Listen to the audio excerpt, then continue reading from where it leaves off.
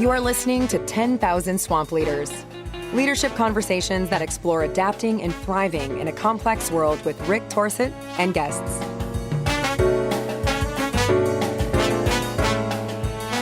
Hi, everybody. This is Rick Torsett, and this is 10,000 Swamp Leaders, a podcast where we have guests on who have made some decisions in their life and in their career to choose to lead in some pretty difficult and challenging environments.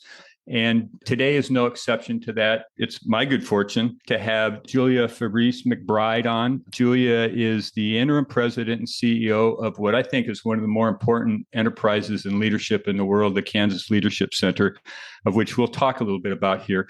But she's been with them a while. She's designed leadership programs. She's done this really complex work of adaptive leadership and taught it to many people around the world. So she's got some very good information for us. And for those of you who are looking how to lead in more complex situations, this is a woman we need to listen to. So, Julia, welcome to the swamp. Thank you very much, Rick. I think the swamp is where I'm most at home, so I love this. Perfect. So I do want to say before I give you a chance to tell people who you are, that there's a cool thing happening in January, that you have a new book coming out that you co-wrote with Ed O'Malley. And so we want to get into that a little bit because I know that that's something you're quite proud of. And the world needs to know a little bit about it before it actually hits the street in January. So let's begin with you just telling people what you think they need to know about you in order for us to get oriented here.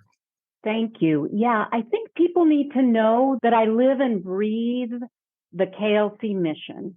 And the KLC mission is to foster civic leadership for healthier, stronger, more prosperous communities in Kansas and beyond. And I live in Kansas. In fact, I live just outside of a town of 42 people in the Kansas Flint Hills. There are 3.5 people per square mile in Chase County, Kansas. And I've learned a lot about leadership from living on the outskirts of Matfield Green, Kansas. My husband and I moved to Kansas 15 years ago from the city of Chicago. So I went from 20 years right in the, 2 miles west of Wrigley Field where the Cubs play to Matfield Green, Kansas. I work every day in Wichita. I have a 15-year-old. I'm 61 years old. I've been an actor in Chicago. I went to the Royal Academy of Dramatic Art in the same class as Ralph Fiennes and Jane Horrocks and Imogen Stubbs and some others. My goodness. And so it's been an interesting ride. And I just feel so privileged to be able to work on the team at the Kansas Leadership Center. And yes, to interact with thousands of Kansans every year, as well as do leadership and leadership development as far afield as Melbourne, Australia. And I've been to Myanmar with the work for KLC. And also over the last few years, our team has grown and we've been able to touch people and make our ideas so much more accessible through our books and now online. So I think it's important for listeners here to understand a little bit of the history of Kansas Leadership Center because it's quite unique. And I'm guessing it's the only one like this. So tell people a little bit about how you came to be and why you came to be and what's happened since that started. Yeah, and I'll tell you, we are unique. And some of our connections with people around the U.S. and around the world are to nurture other places where people are doing leadership development at scale for the purpose of creating cultures where we can work across factions to make more progress on the things that matter most. So we were founded and initially funded by the Kansas Health Foundation. And the Kansas Health Foundation is our state's largest philanthropy. They had been at it by the early 2000s. They had been at the business of giving away money to foster the health of Kansans and Kansas communities. They've been at that for 25 years. And actually, they've been at it for 15 years at that point in the early 2000s. And they were realizing that their dollars went farthest in communities and with organizations where there was good leadership and where leadership was pervasive, where leadership wasn't maybe just focused at the top of the community or the organization, but where many people felt empowered to lead. So the Kansas Health Foundation decided to make, you said the word unique, a once in a lifetime kind of risk, a bet, an investment. They invested initially $30 million. Now it's getting close to $60 million in launching and building the Kansas Leadership Center. And they hired Ed O'Malley. His first day was January 2nd, 2007. He started by listening. And he started by listening to Kansans, to everyday Kansans, to a wide variety of Kansans, and a little bit to leadership experts around the world. And he started, and his team started with the question, when you think about the future of Kansas, and sometimes he'd adjust that to your community or to the nation, but when you think about the future of your community, what concerns you the most?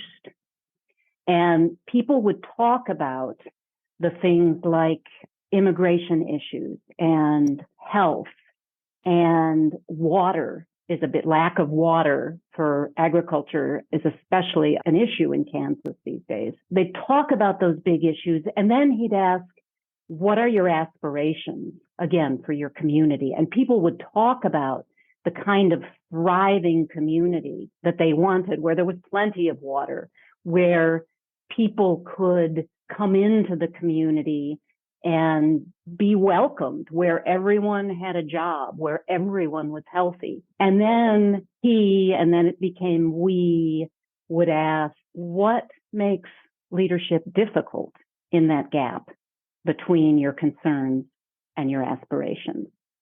And these are questions that we still ask, because what people start to name there, they start, when you ask what makes leadership difficult, they start to name competing values, that there are as many interpretations of the problem as there are people with a view of the problem.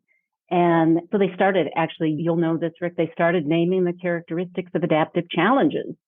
And that came a little bit later, naming it, the idea that this was adaptive work. So then there was a fourth question that we asked of Kansans, and that we asked of people who'd been successful in bridging that gap and making progress on those tough challenges.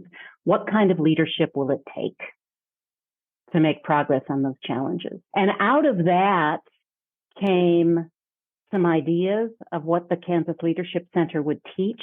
And around that time, we got connected to Ron Heifetz and Marty Linsky. So Ed went to a program at Harvard, and I remember Ed describing an aha moment where he thought, these people are talking about what Kansans have been telling us. So we started then, by the time I got connected with KLC, was in March of 2008, Marty Linsky was in Kansas, Kristen Von Donop and David Chrislip were two other kind of important outside teachers. And we were all talking about leadership is an activity. It's mobilizing people to make progress on tough, daunting, what we now are calling adaptive challenges. So that's the birth. And I remember talking to Ed, in 2007, 2008, and this was right when my husband and I had moved to Kansas, and I'd just had a baby at 46 years old. And Ed was talking about, we're going to serve 1,000 Kansans a year. And I had been doing leadership development in Illinois and in St. Paul, Minnesota, and with some companies. I was coaching one-on-one, and I was just blown away by this number. I mean, the leadership programs I had worked with, if we were serving 60 people a year, we were feeling great about it. And a lot's happened then since Ed first told me in 2007, we're going to serve 1,000 people a year. And now we're reaching through our leadership development programs and our civic engagement close to 7,000 people a year. So let's make explicit a little bit this influence of Ron Heifetz and Marty Linsky and many people who are part of that group there. But those two especially, absolutely. They are the headwaters. Yeah. And people who have listened to my podcast know that an apostle, or I don't know what you call it, of Ron and Marty's, not because of anything other than I think it's some of the most important leadership work to deal with the most complex issues in the world. And they and you and many other people have figured out some ways to help people build the capacity to do and face those challenges and make progress. So talk for a little bit, if you would, about that moment. I mean, you talk about meeting these guys and going as if it was 56 steps, but it was really a big step in the moment. So what happened? Yeah, well, I'll talk about my own personal experience because, it was March of 2008, and I was invited to KLC's first event. It was 150 people in a downtown Wichita hotel. And it was anybody that Ed and he had a couple more people on staff by then, but anybody they'd met who was in Kansas and was teaching, coaching, facilitating, or consulting around leadership. And I was a leadership coach new to the state. And it was my first time out in the world after having had a baby 8 months before and living in this tiny little town, right? 42 people. And I'm already just jazzed because I'm meeting people and I'm connecting with a lot of people who look different, different ages and genders and races and from all over Kansas who care about the kinds of things that I care about. And again, we have this big dream of 1,000 people a year. And Marty's up there facilitating. And there was an exchange between me and Marty where I felt the heat, Rick. I felt the heat of what they talk about as the productive zone. And I was learning. And I was learning in a way that I had never learned in a classroom. I was having an aha moment about risk and experimentation and what the activity of leadership looks like. And, again, I was 46 years old and I had been teaching leadership in big companies. I'd taught at the University of Chicago's Graham School. And all of a sudden he's saying leadership is an activity and it's mobilizing people to make progress on tough adaptive challenges. And it all clicks into place because I've been teaching people like maybe some useful things, but it was never something that people could like really go out and do and apply. So Marty was talking about leadership as an activity, and he was engaging me in this conversation in front of a bunch of 150 people that felt like we were all being lifted up. We were all being engaged in a mission to foster civic leadership for healthier, stronger, more prosperous communities around the world. And it was leadership and it was progress in that moment. And I felt it. And I immediately started changing how I taught about leadership. That you did. I'm curious about that moment in that room with all those people and Marty talking about leading as an activity and a choice rather than a position. And I imagine mixed in there is some distinction around authority and the confusion that people make about those two roles. And so when you say the room or people in the room, or maybe not all of them, but people were having similar experiences and ahas to you. I mean, Marty's a great guy and he's great in front of the room, but he's not that most charismatic guy in the world. So what's going on in the room in the distinction that wakes people up, that has them start to see a whole new way of thinking about this thing of leading? Rick, he was engaging in some case in point teaching. And I wish I could really replay it with the right words. But what he was doing, he was using something that was happening in the room. It was certainly an exchange that was happening among lots of people. He was highlighting a moment and he was inviting me to intervene in the moment, to pose a question to the group, maybe, or to state a more provocative interpretation in the moment. And I felt myself do that and just somehow move the group forward, or at least, move myself forward in a way that then energized me to actually go out and help people learn leadership in a completely different way. So I'm really glad you're asking this, because I haven't dissected this moment with anyone actually in this way, probably ever, because I think what happened there was, so with adaptive work, right? It's not person-centric, it's challenge-centric. There's a challenge at the center. And our shared challenge was, how do you energize? Our shared challenge was, we've got to energize more people to intervene more effectively, to raise the quality of discourse and the quality of life in this state. And we've got to do that starting right now in this moment. So that's what it was, case in point, like the case is here.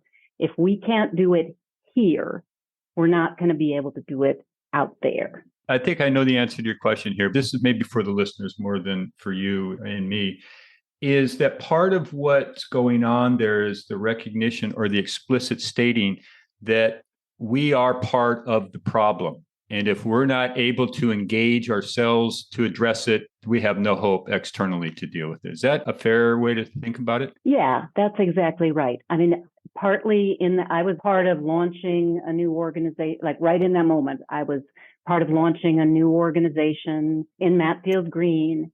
And I was recognizing, in that moment, or maybe it came a little bit later, hey, we're not moving forward, and I'm part of the mess. I haven't been willing, in that case, to state my fears of what we stand to lose if we actually move forward with this, or if we don't. I haven't been willing to be vulnerable with this group. I'm new in town. I haven't been willing to be vulnerable. I have to be willing to be vulnerable. I have to be willing to be vulnerable if this organization and this mission in Matfield Green, which was around community building and bridging factions between ranchers and environmentalists, artists and locals. If we're going to be successful, I've got to start being vulnerable in a different way. So yeah, I'm part of the mess. Yeah, and now part of the solution. So yes. Also imagine, I'm trying to think, geez, I'd like to spend a lot of time in a room in a hotel in Wichita right there. But something happens with this convening that Ed produced with Marty Alinsky there that altered, I'm guessing, or at least amplified the work of Kansas Leadership Center. Oh, yeah. I mean, the purpose of this meeting, and it was so cool that they had decided, Ed with, his colleagues at the Kansas Health Foundation, and there was a board being put together, a board of directors who would guide this new organization. They had decided we are going to have Kansans at the front of the room by 2010. And actually the board just expanded the mission last Friday to actually state Kansas and beyond. We've been in the beginning there. The mission was foster civic leadership for healthier Kansas communities. And it's evolved since then. But Ed knew, and the board knew, that if we were going to be effective in that, we had to have Kansans at the front of the room. So Marty and David and Kristen were there to mentor and develop our skills. From 2008 to 2010, they were going to have Kansans in front of the room by 2010. And so out of that 150 were selected a group of 23 who then went through a year-long course with Marty and David and Kristen and learned case in point and learned these ideas and practiced. And then from there were selected people who would teach and coach for this growing Kansas Leadership Center. All right, so I'm going to make a plug here. So you co-wrote with Chris Green a book called Teaching Leadership, which is perhaps the most understated title for a book that's got so much important stuff in it. And people can't see this, but this book sits on my desk. It has for years, and I've relied on this probably like an addict relies on their next fix sometimes. But You do a remarkably great job of helping people start to understand a different way to get at teaching and developing leaders than what they're used to. So say a little bit about, and then I would like for you to advance Kansas Leadership Center's impact story a little bit more into where we are today, because it's important for people to know. This case in point teaching methodology is not like anything else around, in my experience, around how you learn. So can you help people who don't even know what case in point means? Give them just a bit of a flavor for what's going on with a group of people in a room when this work is getting done? Yes. Case in point is, again, a teaching method that assumes that all of the things that get in the way, all of the barriers to leadership that are out there in the world, when you go back to your company or when you go back to your community, all those barriers exist in the room. All the personalities or, insecurities that you'll face when you go out there to try to make progress on something are in the room, and including your own vulnerabilities and triggers and abilities to intervene differently to make progress. So the case in point, the role of the teacher or facilitator, and usually we do this work in pairs, is to create a container where the group can actually do adaptive work, where the group can attempt to make some progress. And often we're trying to make progress on practicing leadership skills, or we're trying to make progress, say, perhaps bridging factions in the room. So we don't talk about what it's like to bridge, say, liberals and conservatives. We actually bring it in the room, or more likely it's bridging, people who think about leadership as an activity and people who think about leadership more as a position. How might we actually make progress, not in changing anybody's mind right away, but in understanding where somebody's coming from? So it's the role of the facilitator to ask questions and perhaps make provocative interpretations that cause people to intervene differently. I mean, it's what Marty was doing in that room. He was asking questions and actually using a lot of silence where I felt compelled to ask a different kind of question myself. And when it comes down to it, so much of the exercise of leadership is asking a different kind of question, making more and tougher interpretations, and trying little things, small experiments. So in the classroom, if I'm a student or a participant, what's going to happen if I actually go over and sit next to somebody who thinks differently than I do about the activity of leadership? Or we might be working on how do you bridge between the younger generation and the people who are veterans or elders in their careers. How do you bridge that? You don't talk about it, you try to do it in the classroom. Yeah. So let's add a different angle to this work, and that is the nature of the problem. I mean, hear people talk about adaptive challenges or technical problems, and they probably even can begin to figure out a little bit about what those are. But I'm interested in your thoughts about what it takes for those of us who are trained, wired to get the right answers and rewarded and recognized for knowing answers to problems. What does it take to build this capacity to do this thing called diagnosing? Because we're pulled to go fast, we're pulled to get answers, and these challenges have an amazing capacity to reject those quick fix solutions. So what have you learned for yourself? And what have you learned as a teacher of this work to help people build this diagnostic capacity? So maybe I'll start with a failure story that's actually in our new book, When Everyone Leads. I was on the school board in our small rural community here in Kansas. And I was elected with what felt like a mandate to get a new consolidated school built to replace two old schools. And I joined a board that also felt like it had a mandate to get some new schools built. We pushed that through, had a bunch of community meetings, but they were really information sessions. And Rick, this is all the while I'm working at Kansas Leadership Center.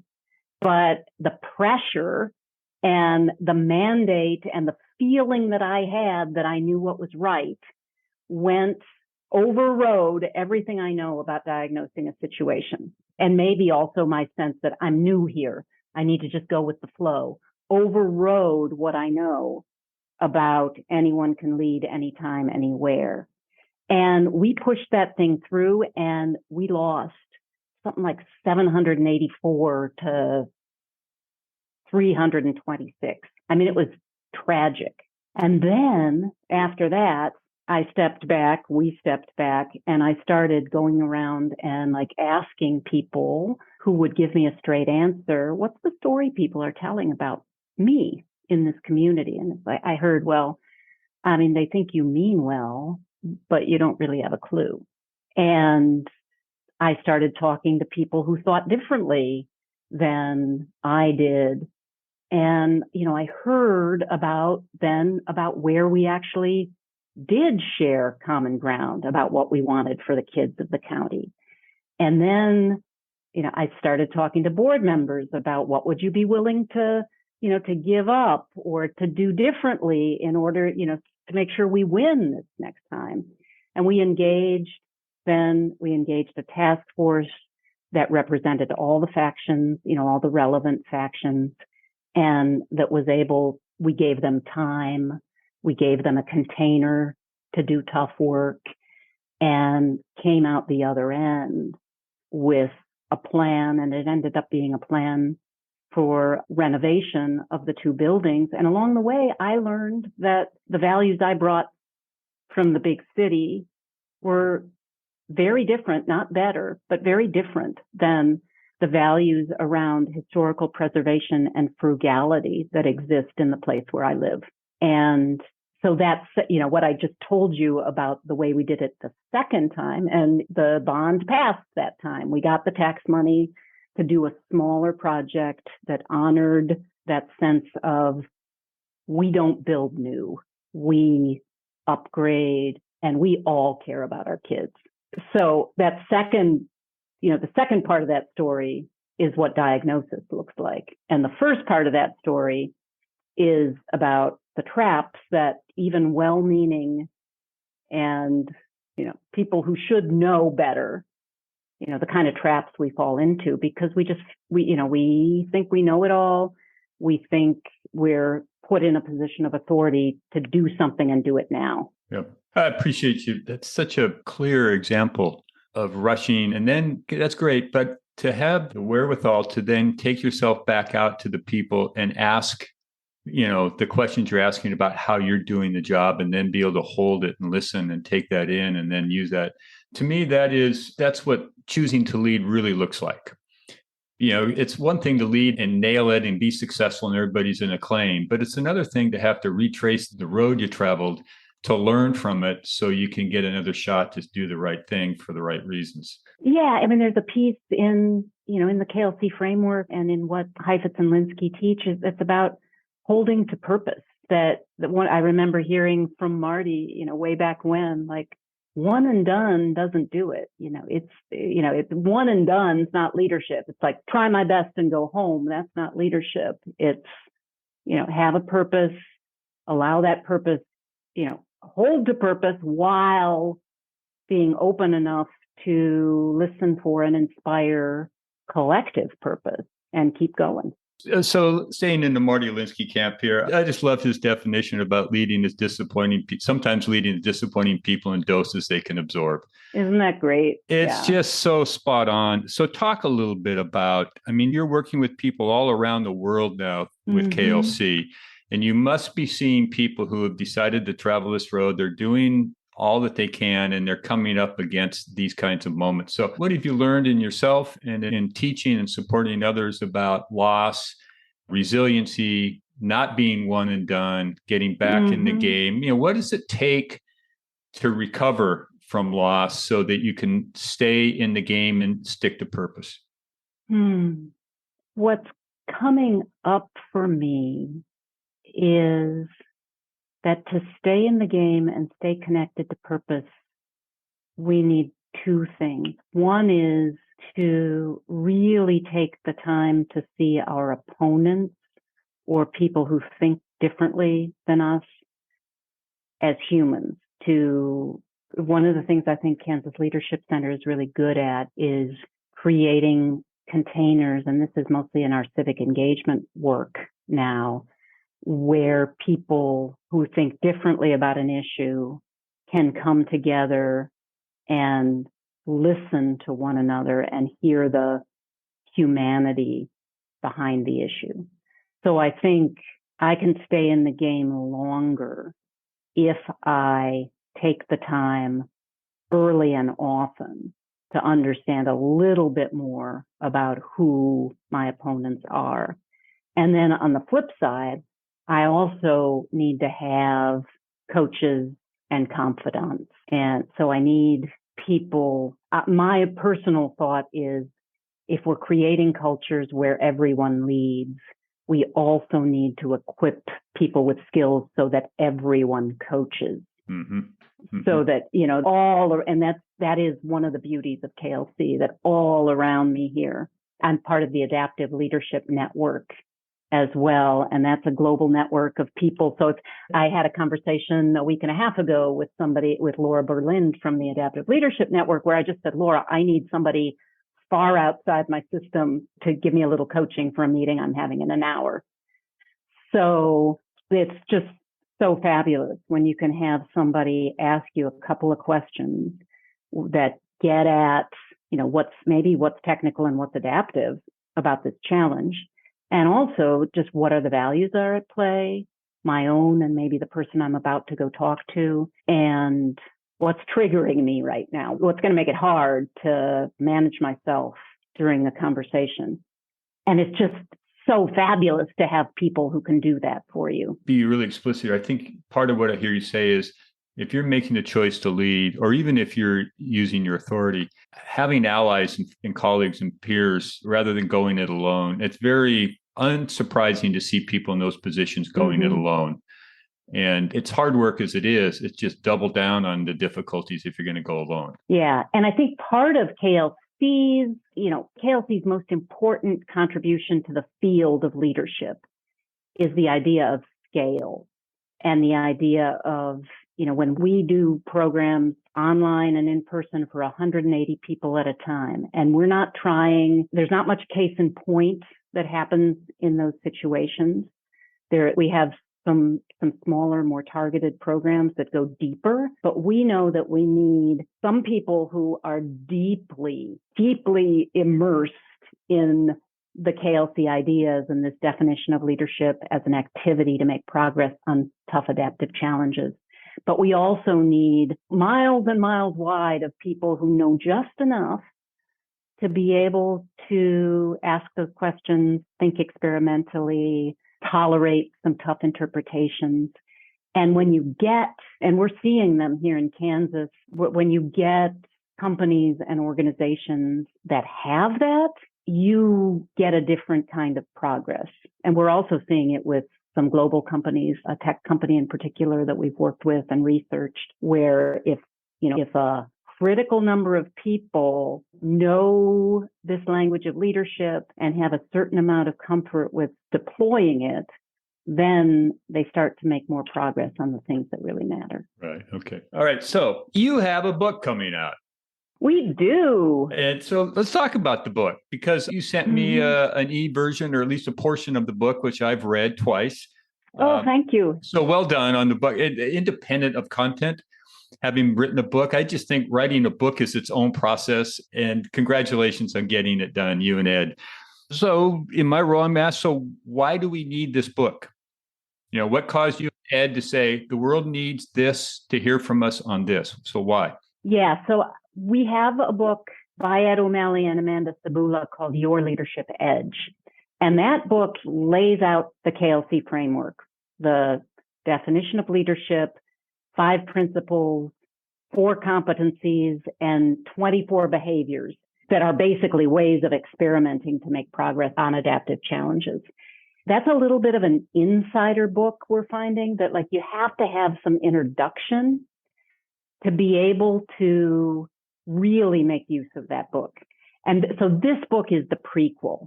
It's the book that goes into, I talked at the beginning of our conversation here about the gap between concerns and aspirations and what makes leadership hard. This book lays out that gap and gets people thinking about their own gap.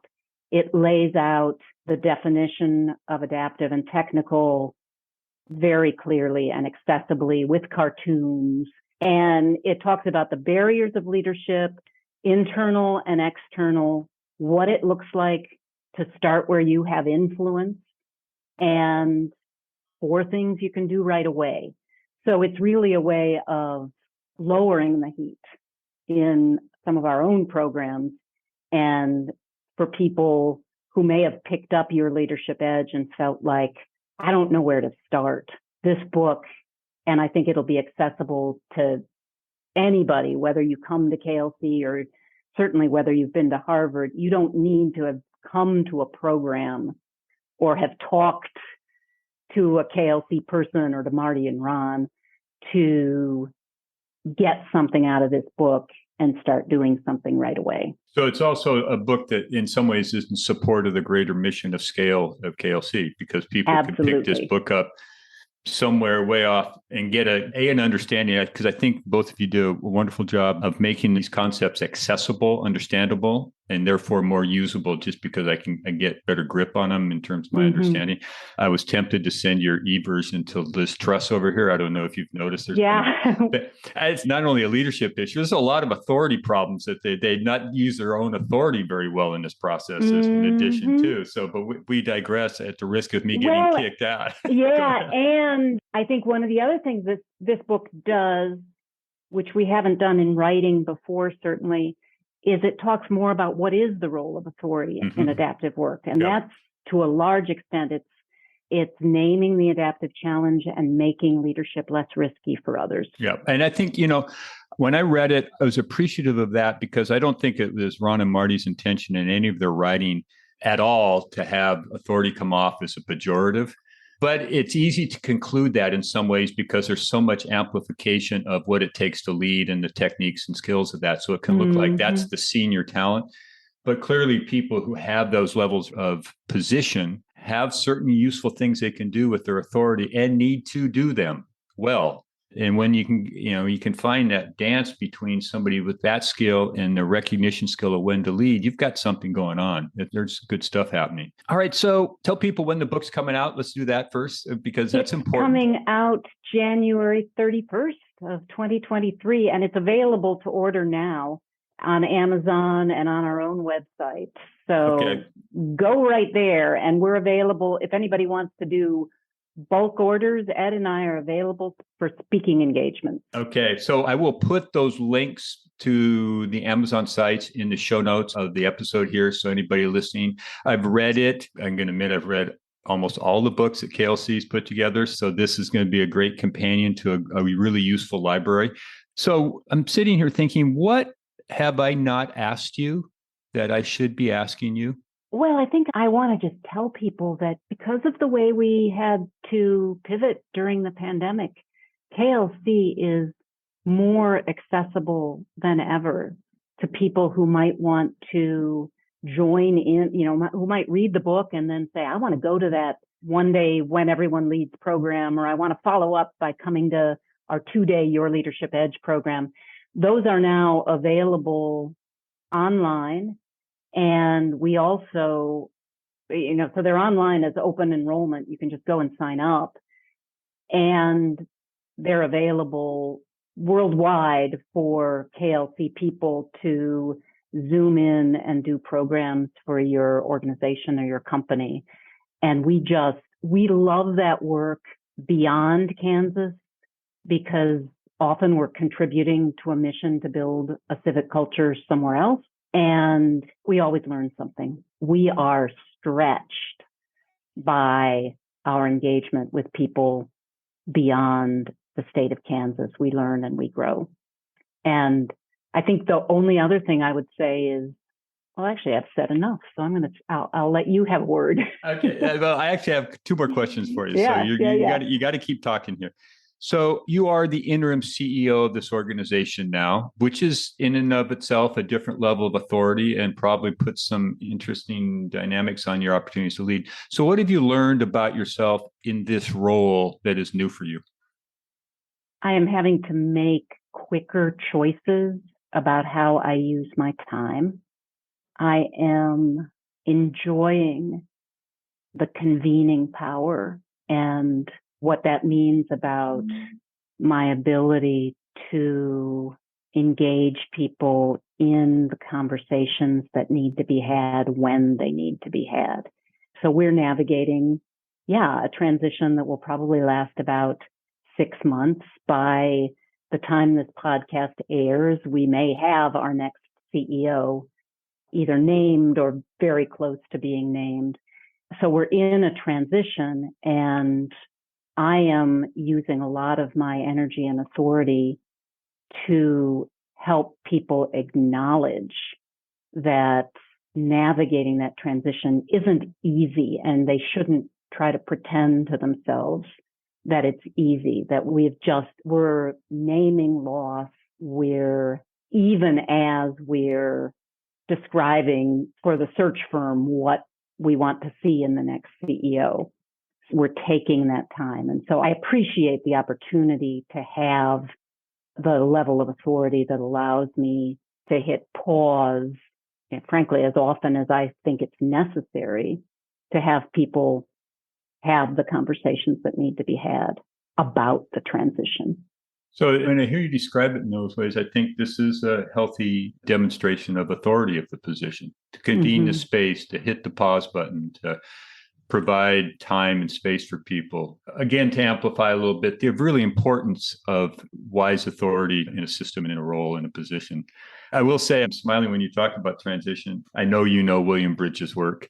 I thought I knew William Bridges' work until I actually moved to the UK and found out I knew about transitions. I didn't really ever put myself in one. I lived with Bill Bridges' book for about 30 days in the process here. And I just appreciate the challenge and that they had somebody in this organization that they trusted enough to be able to shepherd this group through this process to the next CEO. So congratulations on that. Thank you. And I'll just say it, Ed walked out of an all-staff meeting and I introduced William Bridges' transition model.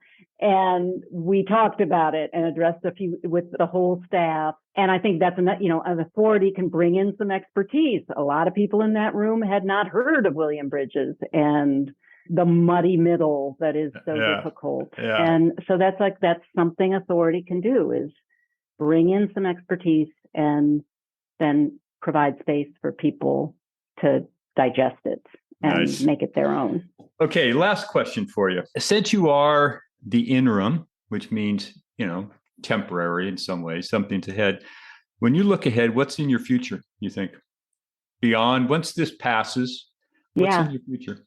Well, I'm hoping this book is wildly successful and it creates opportunities for me to connect and have conversations like this and to reach new audiences, young audiences in Kansas and elsewhere. And so that's one thing. I intend to go back to the position as Chief Leadership Development Officer.